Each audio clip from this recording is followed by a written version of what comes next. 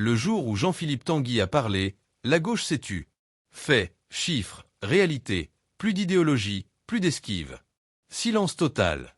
On écoute et on prend une grande claque. Merci Madame Rousseau. Monsieur Tanguy pour le Rassemblement national.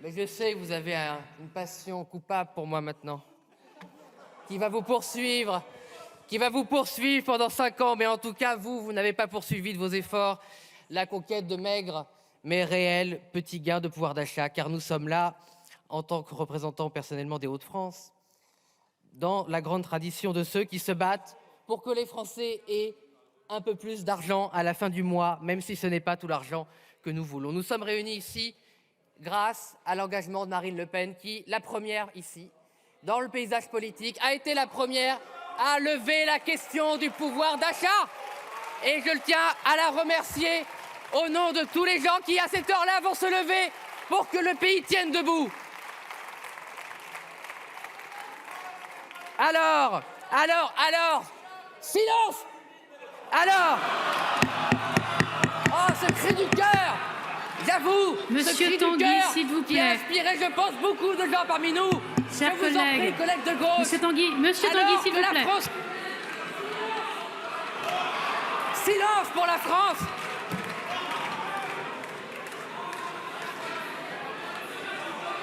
Alors, un deuxième round va s'ouvrir dans quelques heures. Ce deuxième tour, ça devrait vous plaire. Voilà le 7e tour. Vous en avez voulu un, vous l'avez perdu. Vous en avez voulu un deuxième, vous leur avez offert.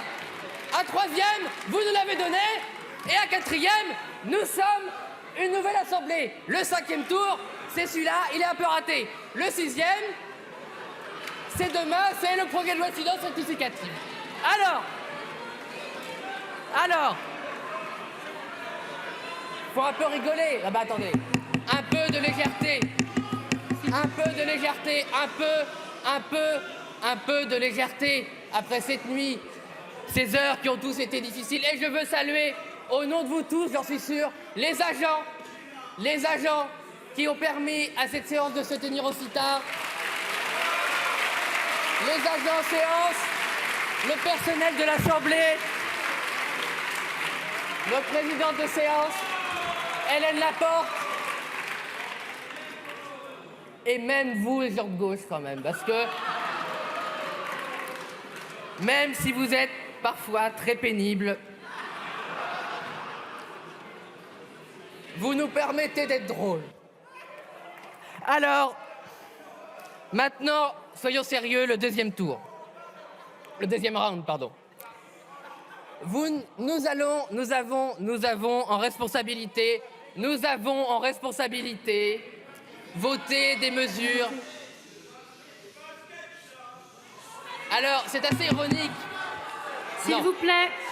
Je ne dirai pas plus. La parole est à Monsieur Tanguy à lui seul, s'il vous plaît. Nous écoutons Monsieur Tanguy. Juger qui, moins de 2 minutes. Dans cette discussion, a été un sketch et qui a été constructif. Je pense, chers collègues de la majorité présidentielle, chers collègues de LR, chers collègues de Lyot, que nous avons été, nous, constructifs et que nous avons essayé d'apporter notre petite pierre, même si vous n'avez pas saisi la main que nous avons tendue pour améliorer le texte. Nous avons quand même voté vos mesures. Pourquoi je l'ai dit? Car ce qui compte, c'est quand nous rentrons en circonscription, nous pouvons dire aux Français et les regarder droit dans les yeux que nous avons tenté de faire le maximum pour améliorer leur pouvoir d'achat.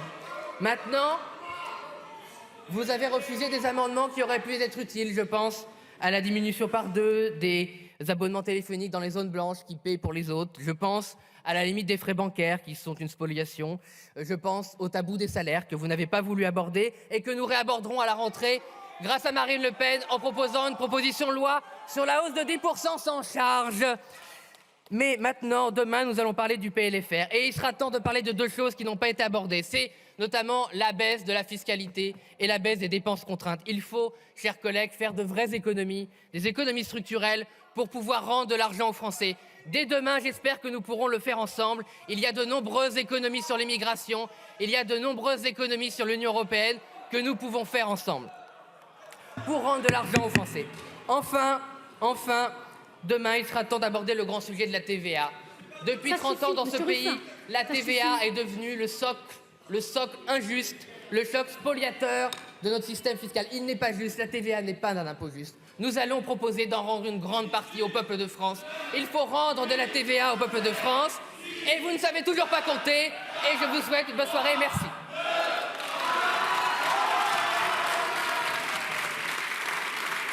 Merci.